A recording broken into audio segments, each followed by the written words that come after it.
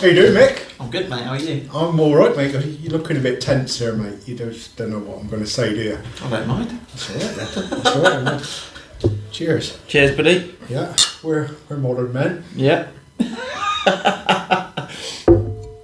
Well, some of us more modern than others, of course.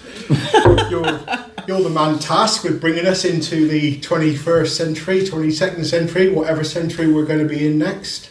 Okay. And obviously doing a really good job bringing in plenty of sponsors for us, and I think they're enjoying their time with Stratford Town. Yeah, definitely.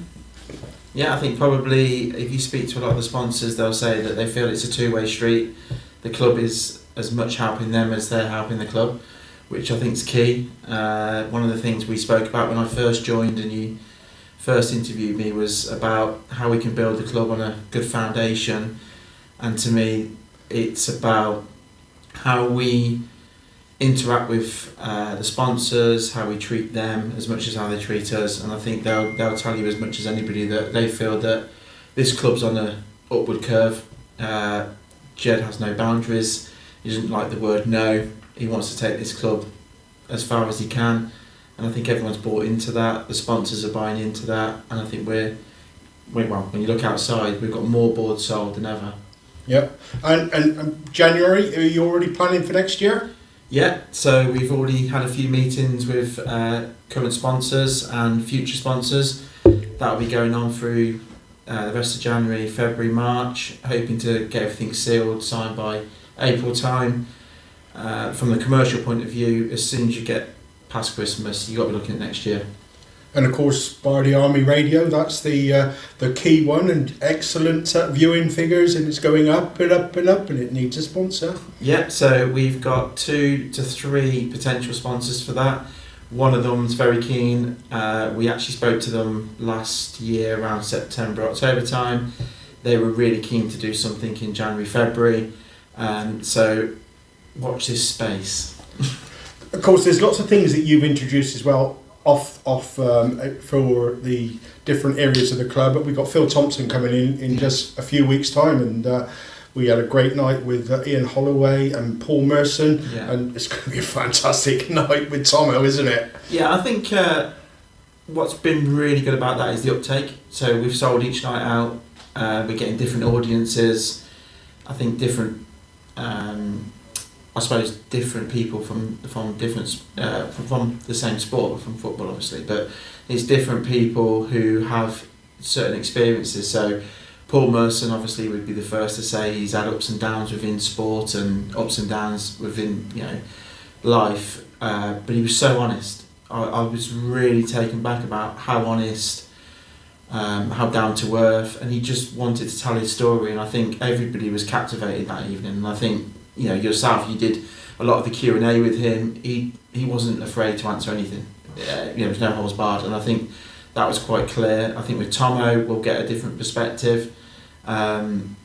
He's been there, he's won everything, hasn't he? He's done everything. Ian Holloway was brilliant. I thought he was fantastic, down to earth, mingled around the room, wanted to be involved. He's larger than life character, but we just want to bring these people to the club. We want people to enjoy their evenings, and I think, well, you know as much as I do, I think everybody's enjoyed their evenings so far. Absolutely, and what people won't realise as well is there's a 2-course meal going on, and it's absolutely fantastic. The standard of that catering was absolutely brilliant, and it complements the evening as well, doesn't it? Yeah, and I think Hayley needs a big shout out there, because I think, from a club at this level to be producing what it's producing now, and she's even talking about the Phil Thompson night, changing it up a little bit, going to the next level. The hospitality she wants to do on match days is improving.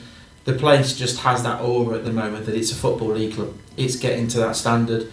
Whether you look at the sponsors, the people around the club, you look at the catering, everything's getting to that standard. Absolutely. I mean, just this room, it was just a room before, wasn't it? It's been perfectly decorated. The tables have all been into Bard's colours with the emblems on and everything. It's just showing a professional level, isn't it?